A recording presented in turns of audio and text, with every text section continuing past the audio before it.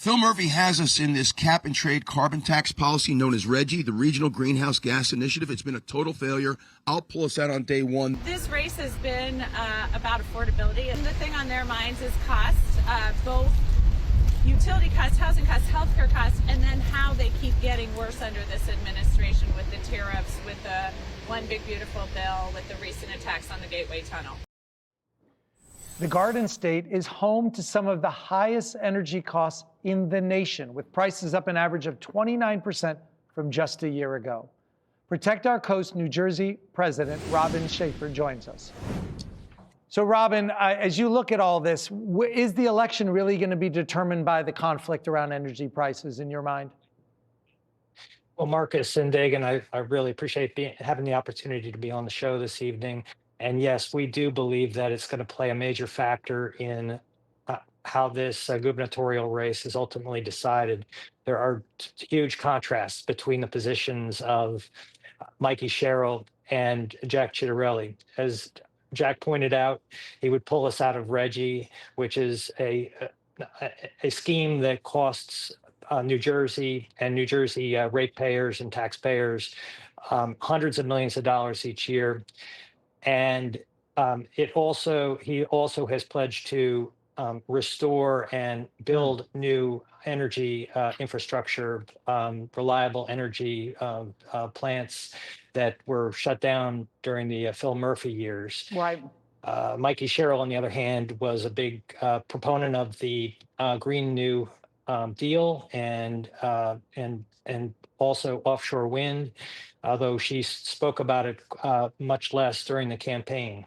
It's a very unpopular position in the state of New Jersey. Most New Jerseyans do not want offshore wind turbines off our coasts. We certainly love our birds, love our marine wildlife, love our fisheries.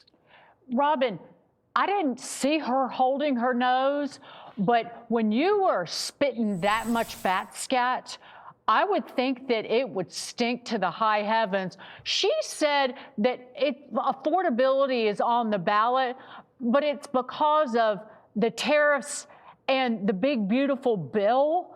That is horse manure. The reason that people in New Jersey, being a resident of the state, are so angry is because, to your point, New Jersey was energy independent, produced all of its own electricity until Phil Murphy came along, closed down the coal-fired plants, basically went all in on wind and solar, and Trenton is still dead ahead set on 2035, 100% renewable energy. It's the Democrats' fault. It's crazy, Dig, and you're absolutely right. What Phil Murphy did during his 8 years was ultimately he destroyed the energy infrastructure in the state of New Jersey. Yeah. We went from being a net exporter to being a net importer. We literally are dependent on states like Pennsylvania for our lights to be on. And in order for us to keep our lights on, we get to pay 2 or even 3 times what we paid last year at this time for the privilege. What ultimately happens tonight is going to determine a lot of things around affordability, but what really cataclysmically has to change? Because having a new elected official doesn't automatically change things. What are the fundamental things that need to change to make energy more affordable? So our position is that offshore wind was just like Donald Trump talked about. It was nothing but a garbage. It was a scam.